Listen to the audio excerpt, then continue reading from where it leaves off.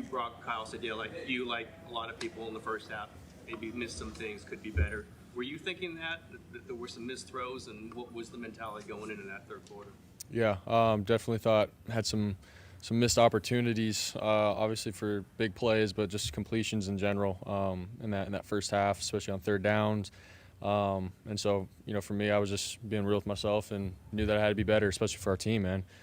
Defense was doing a great job in that first half, and for us, I feel like we just stalled on third downs, and a lot of that was on me. So went in to halftime, just talked about our plan for the second half, and for my mindset, it was like I got to get back to basics and just keep things simple in my mind, and still playing with conviction, but being aggressive and just trusting in my guys. And so that was the mindset, and I thought we went out and, for the most part, executed a lot better.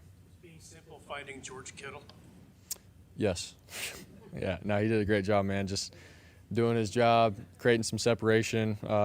Man, you get the ball in their hands 5-6 yards, and they make one guy miss, man. It could be a big gain, and that's what he does really great. So definitely blessed to have George on my team. There was a play where it looked like a screen set up to Debo on the far side, but then you tucked it and ran when it obviously wasn't open. Was that by design? Was that run an option there, or did you just No. improvise? Yeah, no, it was a screen for Debo, and they just had a guy right on him. So I just tried going with the flow of where the play call was called and got a good gain on it. What was your team displayed in the third quarter? Obviously, this team was down at the half, came out and scored 24 unanswered points.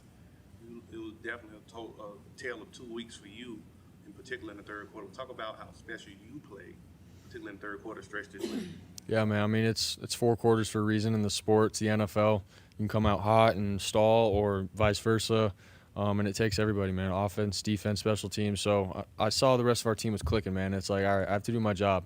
And so third quarter came out and just, like I said, kept it simple, but also played aggressive, and just try to do what coach called and hit guys when they were open, and keep it simple, move the ball, not try to hurt ourselves. That first half, man, that was the main thing, is we had plenty of opportunities, but we just kept hurting ourselves. And so that was the mindset, and we were able to put up some points. So. It wasn't long ago that you were a rookie. What's it like when you see a guy like Isaac have the game that he did tonight? Yeah, man. Extremely happy for him, the way he comes to work every day and stuff, and the chip that he has on his shoulder. Humble dude, is always asking questions and wants to make sure he's doing everything right. So for him to do what he's doing right now for our team, man, I couldn't be happier for him. And I get it, man. Being a rookie, coming in with some guys on the team and some big names in the huddle and everything, you can sort of be awestruck in a sense, but he's coming in, man, he doesn't care. He's grabbing the ball and running hard. So I appreciate that about him. Tracy. Thank you, Brock. You mentioned trusting your guys, and you had George and Debo. You had a lot of new faces on the field today. Kind of how has that chemistry built over the last week or so that you can feel like you can trust them? Yeah, I mean, obviously we've gotten a lot of work on the field at practice, and just honing into who we got playing. And so this week was great for all of us, especially the young guys, Ricky, Jacob, Chris Conley, and then obviously George and Debo being able to step up and lead those guys, man. We have some new faces in the huddle, but with those guys and their leadership and experience, man, we could always rely on them. And so, yeah, really that. So. Rob, what are you going to do during the bye? What do you think this team is going to look like after the bye? Yeah, I mean, obviously it's a great week for all of us to just continue to rest up and heal up, and then just be hard on ourselves on the film and where we can be better, because the second half of the season is everything. Every game matters.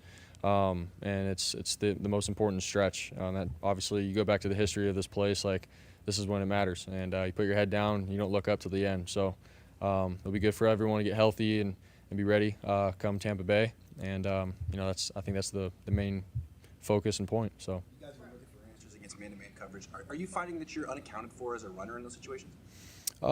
In some scenarios, I mean, there's teams that have a spy on me and stuff. I feel like Kansas City did that.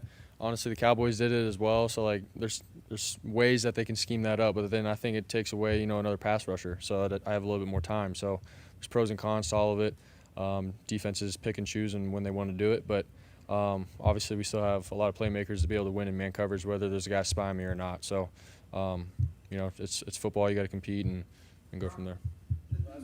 This team this year has really been next man up. So when guys like Isaac have a breakout game like we saw tonight, does that even surprise you guys, or you pretty much expect that kind of greatness to come out of players no matter where they are in the depth chart?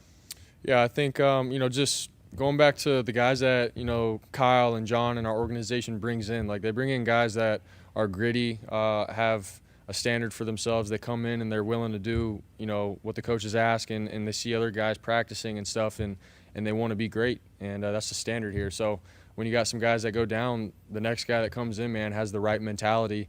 Jordan Mason, Isaac, and all these young guys, Ricky Pearsall, like you got guys that come in with the right mindset of continuing to chase greatness within our standard of our team, and so it doesn't surprise me at all, and we see how he works every day, and I'm really happy for him.